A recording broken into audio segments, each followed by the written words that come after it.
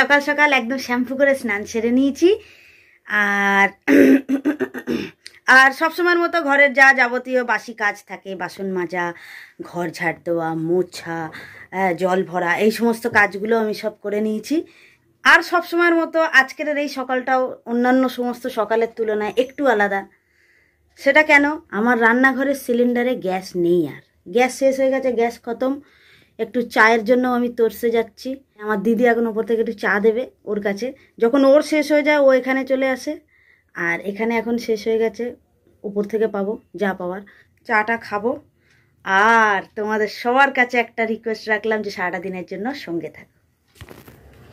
চা আনতে যাচ্ছি।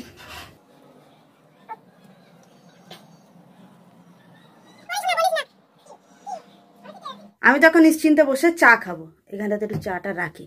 তোমরা ততক্ষণ কি করবে? ফালতু ফালতু আমাকে চা খেতে দেখে তোমরা বোর হবে।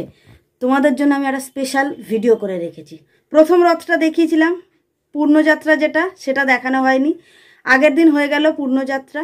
আমার যেহেতু কদিন ধরে প্রচণ্ড শরীরটা অসুস্থ যাচ্ছে, শ্যাম্পুটা করলাম যাতে স্কাল্পটাতে যদি একটু হাওয়া টাওয়া ঢোকে, হাওয়া টাওয়া যদি লাগে, শরীরটা যদি ভালো লাগে। তো যেটা মোদ্দা কথা বলার, আমার ভিডিও করে রেখেছি। আমার বাবা এসছিল, দিদিও এসছিল। ও আগের বারে আসতে পারিনি, যেহেতু ওই অ্যাক্সিডেন্টটা হয়েছিল বলে আগের বারে আসতে পারিনি। তো ওরা সবাই এসছিল, কিছু কিছু ভিডিও আমি করেছি। ওটা আগের দিনের করে রাখা ভিডিও। এখন ওই ভিডিও ক্লিপটা আমি চালিয়ে দেবো, তোমরা ওই ভিডিওটা এনজয় করো, আর আমি ততক্ষণ চাটা এনজয় করি।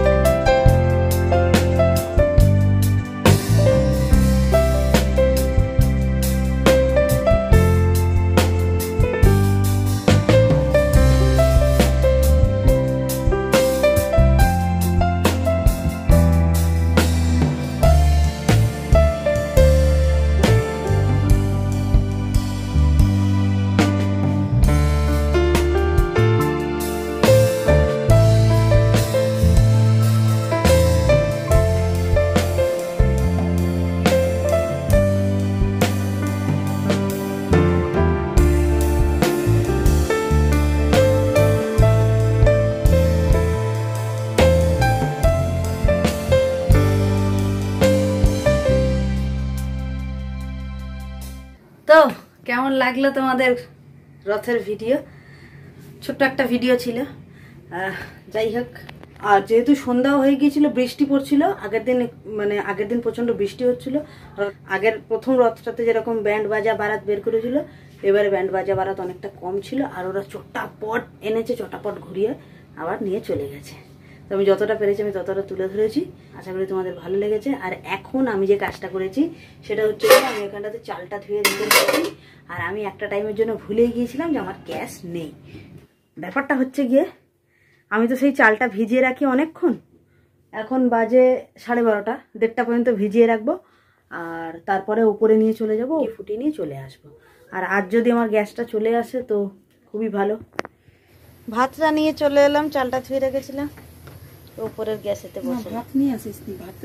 ভাত বসানোর হাঁড়ি নিয়ে এসেছিস?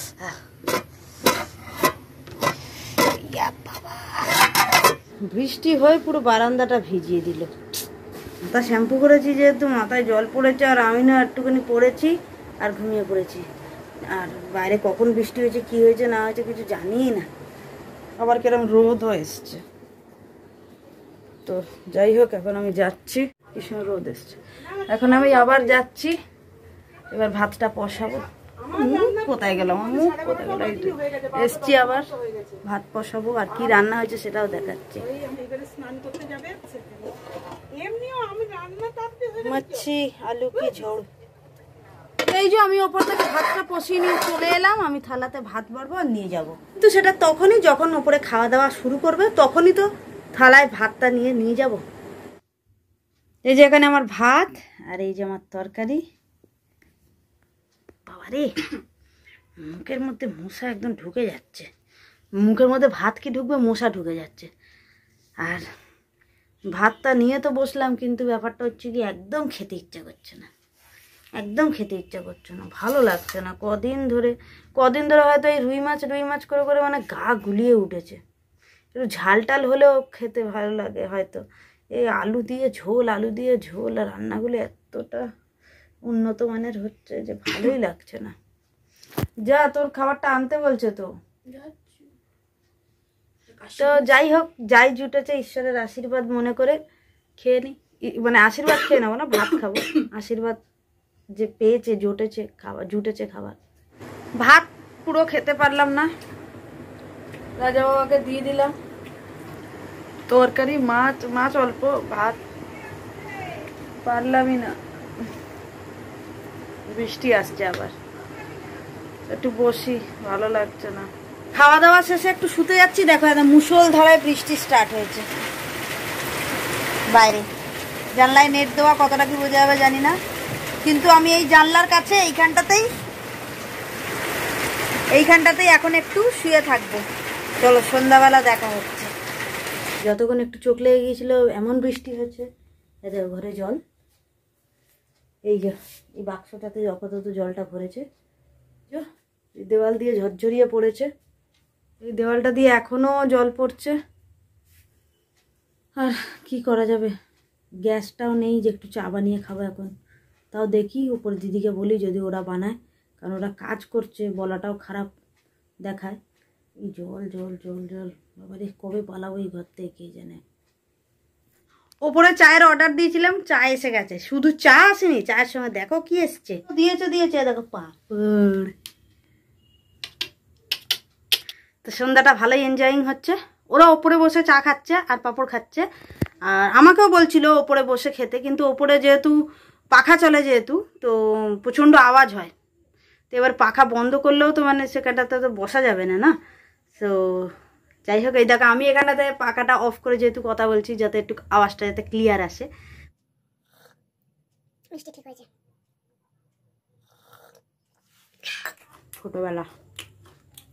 ছোটবেলা মনে পড়ে যায়, আঙুলে ভরতাম। হ্যাঁ,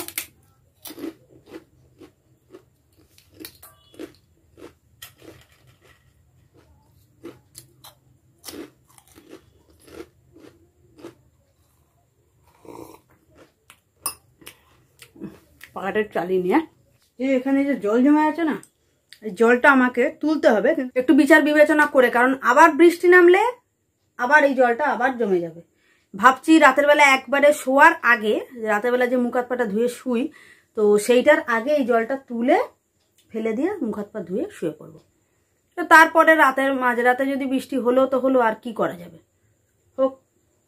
এই জলটাকে নিয়ে যদি দরজা বন্ধ করে যদি শুয়ে পড়ি, এইটা থেকে ড্যাম্পটা উঠবে, আর সকালবেলা ঘুম থেকে ওঠা যাবে না, চোখ মুখ ফুলে যাবে, মানে একদম টাটকা তরতাজা শরীর। তো ISI মার্কের। আমাদের ঘরে কারেন্ট চলে গেছে এখন, অনেকক্ষণ হয়েছে, প্রায় আধ ঘন্টা হয়ে গেছে। এই গরমের মধ্যে চুপ করে এক জায়গায় স্থির হয়ে বসে আছি, এই মোমবাতিটা জ্বালিয়ে।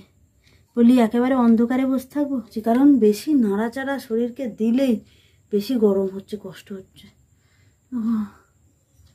কারেন্টটা এলেই খাওয়া দাওয়াটা সেরে নেবো আগে।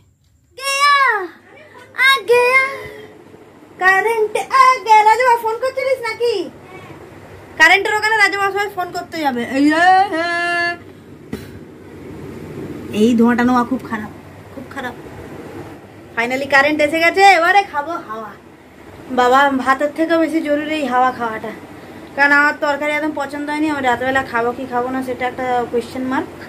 বাকি চলো এখন একটু হাওয়া খাই। আবার গেছে, 10 মিনিট হয়েছে হাওয়া খেয়েছি, আবার চলে গেছে। তো একে আমি আবার জ্বালিয়ে নিয়েছি। আজ শ্যাম্পু করেছিলাম স্কাল্পে হাওয়া খাবো বলে। নিবিস না, ব্রেকিং নিউজ। ভাত আমি খাবো না, এই ভাত আমি দিয়ে দিচ্ছি, ও নিয়ে চলে যাচ্ছে। তো যাই হোক, ওই একটু ছাতু টাতু খেয়ে বলেছিলাম না এখানকার জলটা তুলতে হবে, এই জলটা তুলে মুখ হাত পা ধুয়ে তারপরে শুয়ে পড়বে। আর হাম ছাতু পিবানু, জল তুলবানু এন্ড শুবানু।